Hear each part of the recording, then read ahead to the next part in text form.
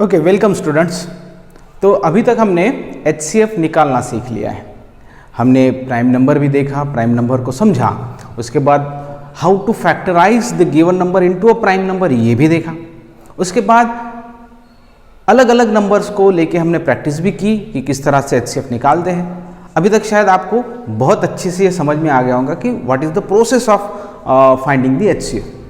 आज का ये जो पॉइंट है ये थोड़ा सा और एक इंटरेस्टिंग सा है, क्योंकि टॉपिक का नाम ही है, क्या है भाई, something interesting about HCF। HCF जब हम निकालते हैं तो वो पूरा एक जो हम सिस्टम करते हैं उसके कुछ शॉर्टकट्स हैं। अगर हम उसको समझ ले तो हम बहुत जल्दी से ही HCF निकाल सकते हैं। इसी शॉर्टकट्स के बारे में आज हम इस वीडियो में बात करेंगे, जिसमें सबसे पहला है, जो पहले शॉर्टकट की हम बात कर रहे हैं वो है if one of the given number is a divisor of all the others. यानी समझो इस तरह की स्थिति है कि आपको तीन नंबर दिए गए। फॉर एग्जांपल मैंने यहां लिखा है कौन से 12, 48 एंड 60। तो कहा क्या जा रहा है, if one of the given number is a divisor of all the others, यानी इनमें से कोई एक ऐसा नंबर होना चाहिए जो बाकी नंबर को डिवाइड कर सके। फॉर एग्जांपल यहां पे अगर हम देखें तो 12 48 को डिवाइड कर सकता है, 60 को भी डिवाइड कर सकता है, यानी 12 के टेबल में 48 भी आता है और 60 भी आता है। अगर ये कंडीशन हुई तो देन क्या होगा, then it is the HCF, it is the HCF, that means who is the HCF और who will be the HCF, that number who can divide the other number, that number it is the HCF। यानी ये होना चाहिए हमारा HCF of a given number. इन numbers का जो HCF है वो यही नंबर होगा, क्योंकि ये दूसरों को डिवाइड करता है।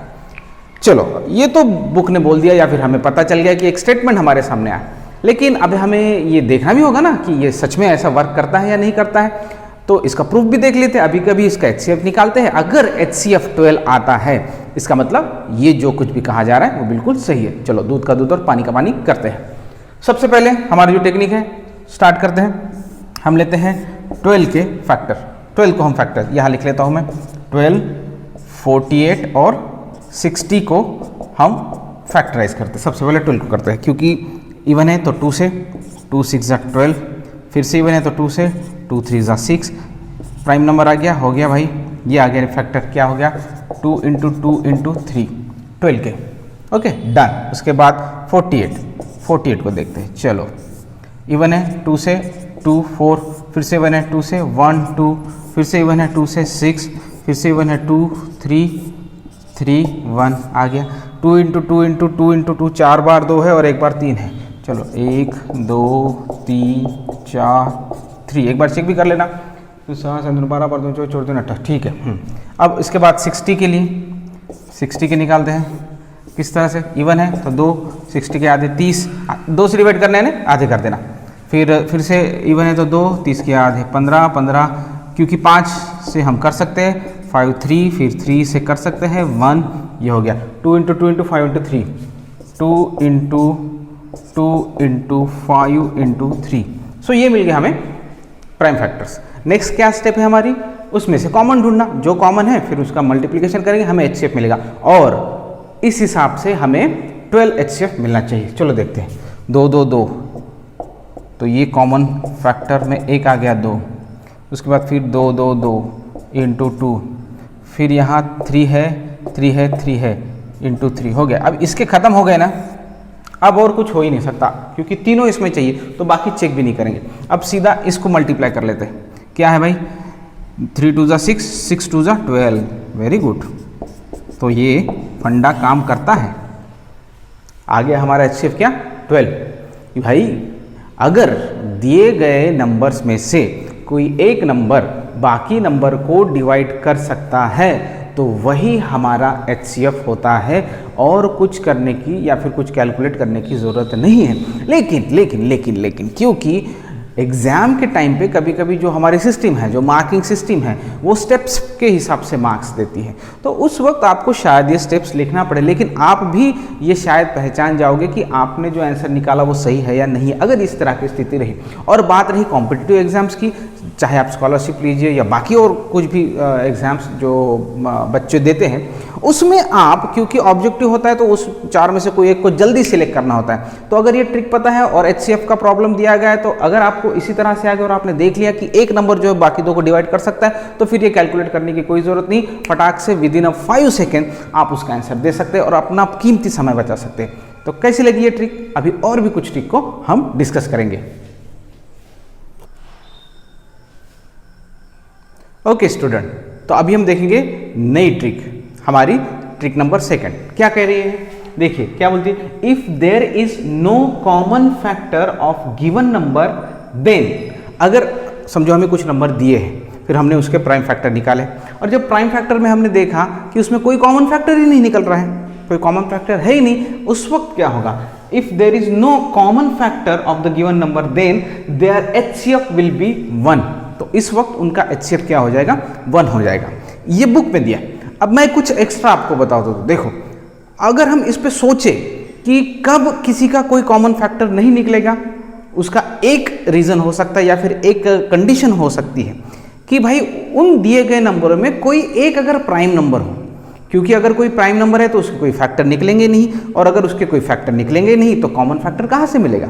तो इसी स्टेटमेंट को मैंने थोड़ा सा चेंज कर दिया है और देखिए कुछ इस तरह से लिखा है, क्या? If there is any prime number, या फिर हम देखते हैं भाई, हम यहाँ पे एक और ऐड करते हैं, एनी वन, एक और एक वर्ड याद ऐड कर देते हैं, if there is any one prime number in the given number, यानी आपको 3-4 नंबर्स दिए गए हैं और उसमें से कोई एक नंबर जो है वो प्राइम है। If there is any one prime number in the given number then there HCF will be 1। इस केस में कोई कैलकुलेशन करने की कोई जरूरत नहीं है, सीधा सीधा आप लिख दीजिए उसका HCF क्या है? 1 है।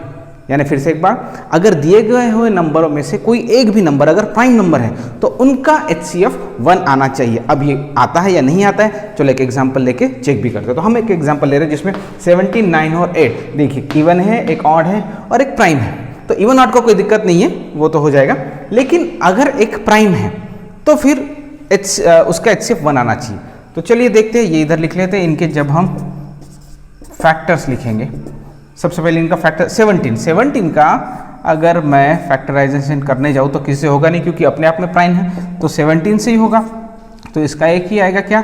1 × 17, ठीक है। अब 9 ऑड है तो 3 से जाएगा, 3 3 9, फिर से 3 प्राइम आ गया 1, तो 9 के हो गए 3 × 3। 8 के क्योंकि इवन है तो 2 तो 4, फिर 2 प्राइम नंबर आ गया 2 2 2 2 2 2 2, ठीक है। चलो ये आ गए आपके प्राइम फैक्टर्स। अब देखिए कॉमन कुछ है क्या? कुछ भी कॉमन नहीं है, और अगर कुछ भी कॉमन नहीं है, कॉमन फैक्टर कोई भी कॉमन फैक्टर नहीं है, तो उसका HCF कितना हो जाएगा?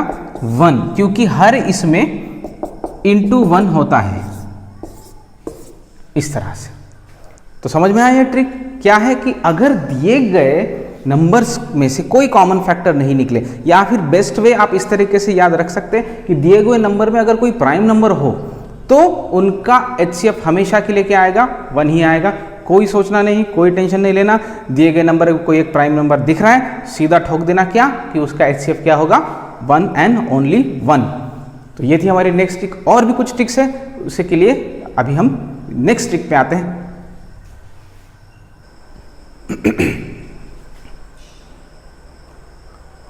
ओके, तो ये है हमारा ट्रिक नंबर 3।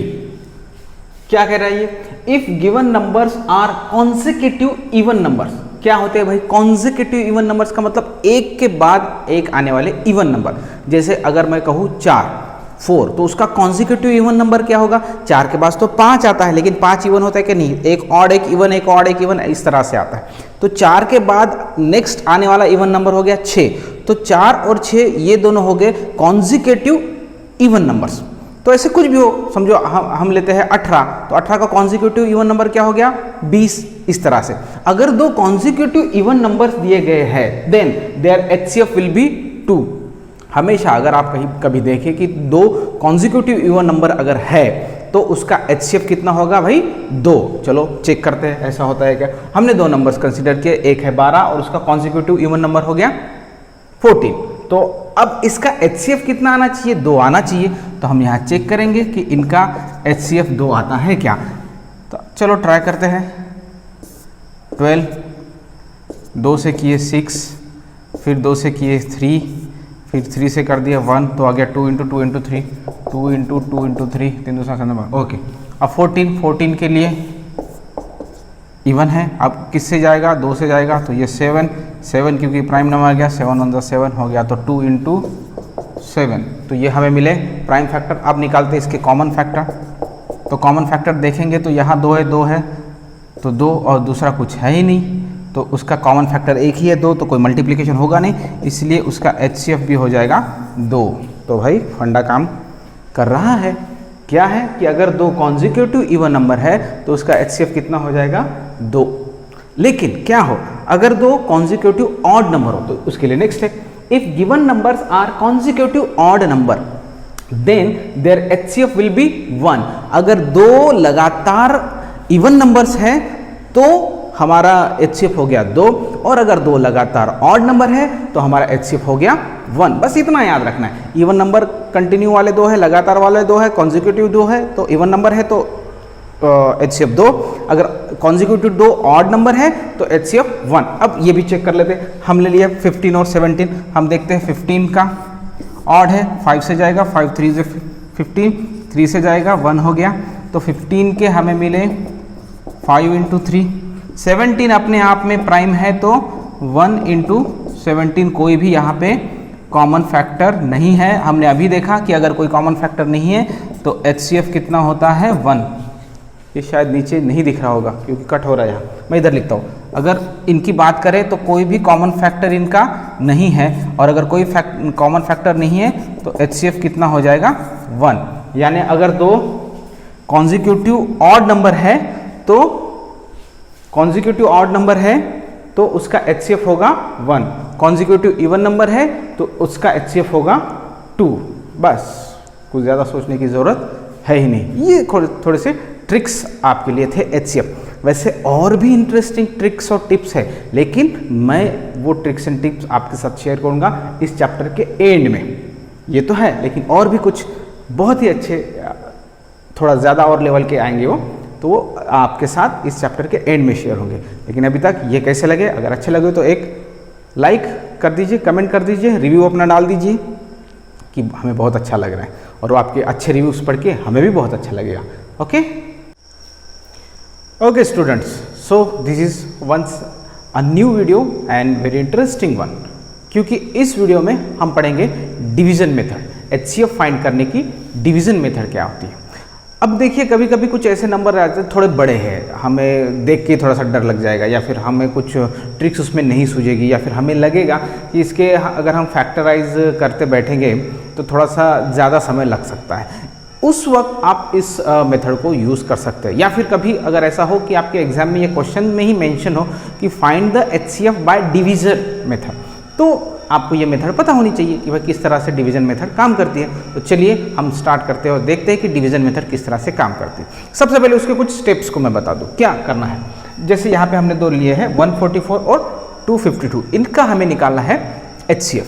तो इनका जब हम HCF निकालें तो क्या करें, सबसे पहली स्टेप क्या करिए हमसे, step number 1, divide the bigger number by smaller one. यानी 2 में से आप देख लें कि 2 में से बड़ा नंबर कौन सा और छोटा नंबर कौन सा है, तो बड़े नंबर को छोटे नंबर से डिवाइड करें। अगर हम ये एग्जांपल लेते तो ये हमारा बड़ा नंबर है 252 और ये हमारा छोटा नंबर है, तो चलो हम करते हैं, क्या करते हैं, हम बड़े नंबर को छोटे नंबर से डिवाइड करते हैं। तो लिखेंगे कैसे, कुछ इस तरह से लिखेंगे कि बड़ा नंबर जो है भाई 252 और डिवाइड करेगा 144, इस तरह से।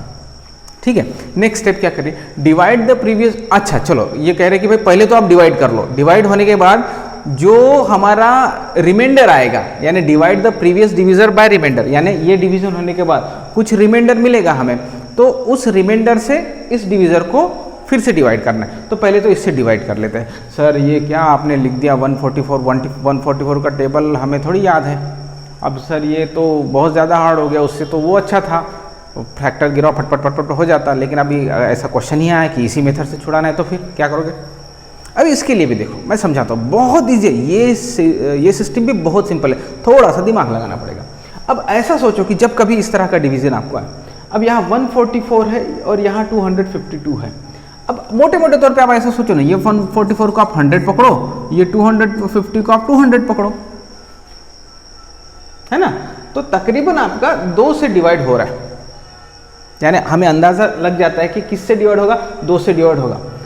अब इसके लिए एक बार चेक करना पड़ेगा, इसको 2 से मल्टीप्लाई करके भी देख लो आप, 144 इंटू 2 कर लो, क्या होता है 4 2 Z 2 1 Z 2, अब 288 है, 288 भाई इससे बड़ा है, 288 इससे बड़ा है तो 2 से होगा क्या, नहीं 1 से ही होगा, तो अभी कुछ टेंशन ही नहीं है। फिर 144 लिख दिया, 141 1 144। अब इसको सब्सट्रैक्ट करना है, जो डिवीजन का प्रॉपर तरीका है। अब 2 में से 4 जाएगा नहीं, इसलिए कैरी कर लिया, हो गया 12, 8 में से 12 में से 4 गए, बचे 8, एक रिटर्न कर दिया, 5 में से फिर 5 गए, ये 0 हो गया, 2 में से गया 1 बच गया। ये है रिमाइंडर जिसकी हम यहाँ पे बात कर रहे हैं, ये रिमाइंडर क्या बोल रहे हैं, divide the previous divisor by reminder. अब इसका ये रिमाइंडर है, इसको क्या करना है, divide the previous divisor by the reminder, जो पहले का डिविजर था, ये डिविजर, ये रिमाइंडर, तो इसको हमें यानी डिवाइड द प्रीवियस डिविजर, इसको डिविजर को रिमाइंडर से डिवाइड करना है। अब मुझे यहाँ लिख लेना पड़ेगा, इसको मैं लिखूंगा यहाँ 144।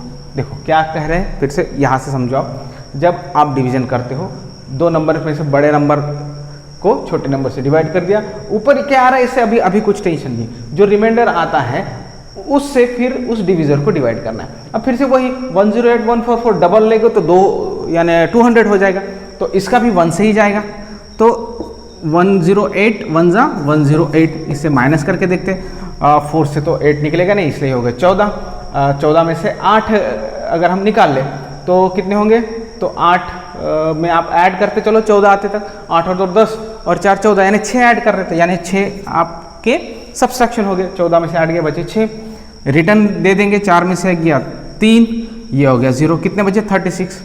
हमें क्या करें फिर, continue this process till reminder become 0, ये 0 आते तक हमें करना है। क्या प्रोसेस है, कि डिवीजन करना है, जो रिमाइंडर आता है उससे आपको फिर से जो पहला डिविजर था उसको डिवाइड करना है, वो ही सिस्टम। फिर से यहाँ 108, अब 36 और 108, अगर ये 30 पकड़े और ये 100 पकड़े तो 3 3 जा 9, यानी 30 30 30 90 होते हैं, तो 3 से जाएगा। इसके लिए पहले तो चेक कर लो जाता है क्या, तो 3 से मल्टीप्लाई कर लो, 6 3 जा 18, 1 3 3 जा 9 और एक 10 1, अरे पूरा ही चला गया। देखो 36 को अगर मैं 3 से मल्टीप्लाई कर दूँ, यानी 3 से अगर मैं करूँ तो ये 108 आ रहा है, और ये हो गया रिमाइंडर, हमारा रिमाइंडर बन गया भाई 0, ठीक है।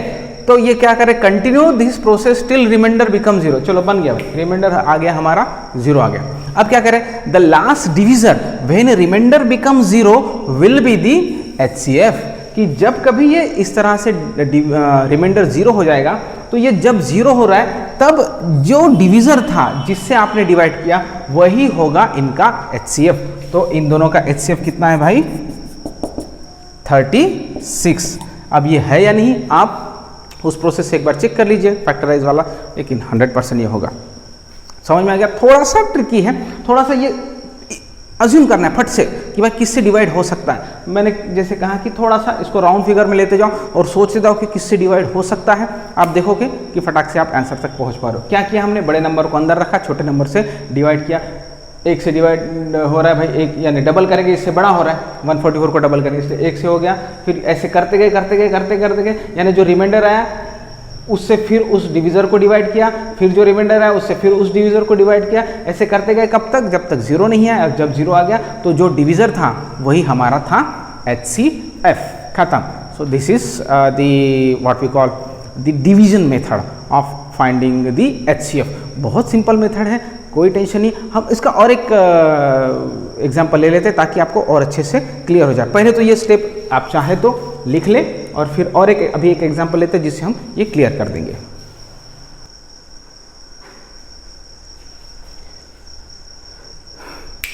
चलिए, आपके लिए ये अभी भी रखा हुआ है क्योंकि देखेंगे, कंपेयर करेंगे दोनों केस में।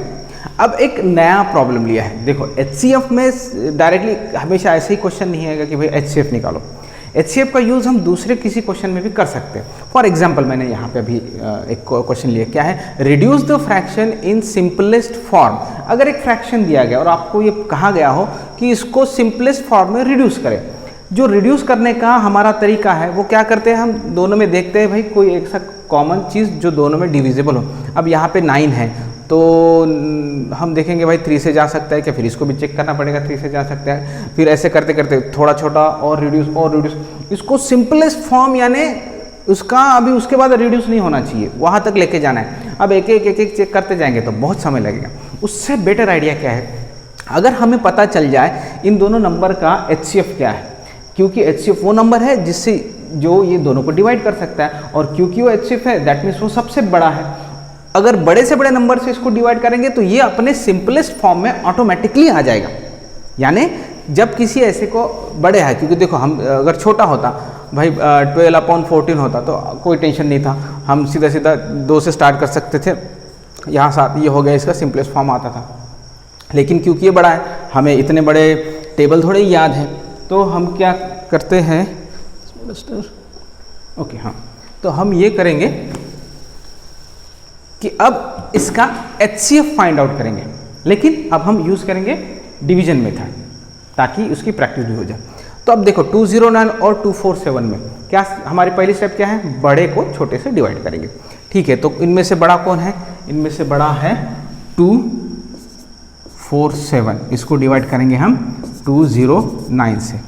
ये नज़दीक नज़दीक हो गया नहीं क्या, थोड़ा सा आपको कन्फ्यूज़न हो सकता है, मैं इसको इधर लिख लेता हूँ 209 डिवाइड बाई 247, ये यहाँ आ गया, इसको यहाँ से अभी के लिए हटा देता हूँ। चलो ठीक है, क्योंकि एक चीज़ और है, जब ये डिवीज़न हम लेते हैं ये ऐसे ऐसे इधर इधर फैलते जाता है थोड़ा सा, इस वजह से मैंने थोड़ा सा इधर लिया। अब 209 ये 247 है, तो इसके अगर मैं डबल करता हूँ यानी इंटू 2 करता हूँ तो ये 400 में चला जाएगा, तो 2 से जाएगा नहीं सीधा, और ये 247 ही है तो 400 का कोई मतलब ही नहीं है। इसलिए ये समझ में आ रहा है ना, देखो मैं क्या कह रहा हूँ, अगर मैं इसको डबल करता हूँ 209 को अगर मैं 2 से मल्टीप्लाई करता हूँ, क्योंकि ये 200 है तो इसका आंसर 400 में समथिंग में आएगा, और यहाँ पे कितना है 200 समथिंग है, 400 एक्चुअली बड़ा हो जाएगा ना उससे, इसलिए हमें क्या करना पड़ेगा, 2 के बजाय 1 से ही इसको डिवाइड करना पड़ेगा। अब 201 इंटू 209 है ना, 209 है, ओके। अब चलो इसका करते हैं सब्सट्रैक्शन करने के बाद हम देखते हैं क्या है, 7 में से तो 9 जाएगा नहीं, तो इसलिए हमने इसको कर दिया 17। अब 17 में से 9 गए तो एक बढ़ा दिया 10, वो 7 यानी 8, तो 4 में से 1 गया 3, 0, 38 आ गया। क्या सिस्टम है, जो रिमाइंडर आता है हमारा उस रिमाइंडर से पहले वाले डिवीज़र को डिवाइड करना है, तो ये यहाँ लिखते, ये डिवीज़र इधर लिखते 209। अब देखो 38 ये 3 है यानी 30 है, और ये 200 है, तो 30 को अगर 100 से हम करेंगे तो 3 में जाएगा, यानी 30 इंटू 3 मैं करता हूँ तो मैं 90 आता हूँ, यानी मैं 100 के नज़दीक आता हूँ, तो 3 करता हूँ तो यहाँ पे 200 है, तो मुझे 200 करने के लिए इसके डबल यानी 3 की जगह 6 करना पड़ेगा, तो मुझे इसको भी 6 से मल्टीप्लाई करते मैं इसके नज़दीक आ जाऊँगा। देखो मैं कैसे सोच रहा हूँ, मुझे इसका टेबल नहीं पता, लेकिन मैं सिर्फ अंदाजे से जल्दी से गेस कर रहा हूँ कि मुझे किस नंबर से मल्टीप्लाई करके देखना चाहिए ताकि जल्दी से मैं इसका डिवीज़न कर सकूँ। क्योंकि ये 38 को मैं या तो 40 कंसिडर करूँ या 30, तो मैंने 30 कंसिडर कर लिया। 30 कंसिडर करते ही उसको अगर 3 से मल्टीप्लाई कर दो तो 90 यानी 100 के नज़दीक आ रहा हूँ, और ये नंबर जो है ये 200 के नज़दीक यानी 200 के नज़दीक है। तो 3 से मल्टीप्लाई करने के बाद 100 के अगर मैं नज़दीक जा रहा हूँ तो उसके डबल करने के लिए मुझे मल्टीप्लिकेशन भी डबल वाले नंबर से करना पड़ेगा यानी 6 से। तो मैं 6 से इसको मल्टीप्लाई एक बार करके देखता हूँ मैं कहाँ पहुँचता हूँ। 6 8 ज़ा 48, तो 8, 6 3 ज़ा 18 और 19 20 21 22, ठीक है ठीक है। लेकिन देखो ये 209 से बड़ा है तो मैं 6 से करूँगा क्या, नहीं, मैं इससे पीछे यानी 5 वाले से कर दूंगा। अब मैं सीधा यहीं पे कर सकता हूँ, हाँ 8 5 40 0 4 5 3 ज़ा 15 और ये 4 यानी 19, ठीक है ना। एक बार चेक कर लो, ओके। अब करो इसका सब्सट्रैक्शन, 9 में से 0 गया, 9 बचे, 10 में से 9 गया, 1 बजे 1 रिटर्न कर दिया, ये आ गया 0, फिर आ गया 19, फिर इधर है 38। देखो जो रिमाइंडर है फिर ये डिवीज़र यहाँ उठा के यहाँ रखना है, 38 करना है। अब 19 38 देखो सीधा सीधा है ना, 19 को अगर हम 2 से मल्टीप्लाई कर देते हैं तो हमें कितना मिलता है 38। 19 का टेबल नहीं पता तो भी ये 20 और ये 40, 2 से मल्टीप्लाई हो जाएगा यानी 2 से मल्टीप्लाई करते ही 38 आ गया, 0 आ गया। और क्या सिस्टम था, जैसे 0 आ जाता है, जिस वक्त रिमाइंडर 0 आ जाता है तो वो जो आपका डिवीज़र होता है वही होता है इनका HCF। अगर इनका HCF 19 है, हमें क्या मिल गया अभी, इनका HCF 19, हमें करना क्या है, सिंपलेस्ट फॉर्म में इनको लेके जाना है। तो हम क्या करेंगे, देखिए, तो हम थोड़ी देर के लिए इसको मिटा देते हैं यहाँ से, ठीक है। तो हमें इसको सिंपलेस्ट फॉर्म में ले जाने के लिए हमें कोई ऐसा नंबर चाहिए जो इन दोनों में डिवाइड हो। तो हमें मिल गया भाई, हमें इनका HCF मिल गया, यानी वो नंबर मिल गया 19। तो अगर 19 से 209 को हम डिवाइड करते हैं तो क्या मिलेगा, और 19 से 247 को डिवाइड करते हैं तो क्या मिलेगा, वही जो मिलेगा वही हमारा सिंपलेस्ट फॉर्म होगा। वैसे तो HCF तो यहाँ मिल गया, अगर समझो क्वेश्चन ऐसा ही होता, फाइंड द HCF ऑफ 209 और 247, तो इनका HCF हमें मिल गया 19, ये क्वेश्चन यहीं पे एंड हो गया। लेकिन क्योंकि हमने लिया है सिंपलेस्ट फॉर्म में, तो अगर हम 19 से 209 को डिवाइड करते हैं, आप डिवीजन करके देख लीजिए, वो आएगा 11, ठीक है। यानी 19 को 209 से डिवाइड करते ही वो आ जाएगा 11, और अगर 19 को हम डिवाइड करते हैं 247 से तो वो आ जाएगा 13। आप डिवीजन करके देख लीजिए, और ये हो गया सिंपलेस्ट फॉर्म। इससे सिंपल ये और हो नहीं सकता। हमने बस एक स्टेप में सिंपलेस्ट फॉर्म चेक कर लिया, इसके लिए हमें 19 की जरूरत थी। 19 क्या था, इन दोनों का HCF था। HCF हमने कैसे फाइंड किया, थ्रू द डिवीजन मेथड, और यह है डिवीजन मेथड। एक बार फिर से बड़े को छोटे से डिवाइड करो, डिवाइड करते चलो, रिमाइंडर जो आता है उससे फिर पिछले वाले डिवीज़र को डिवाइड करो, ऐसे करते चलो जब तक 0 नहीं आता। जब 0 आ जाए तो जो डिवीज़र था वही होता है आपका HCF। This is a very unique and very easy method to find the HCF। आपको कैसा लगा कमेंट करके ज़रूर बताएं। अब हम नेक्स्ट देखेंगे हमारा प्रैक्टिस सेट 12।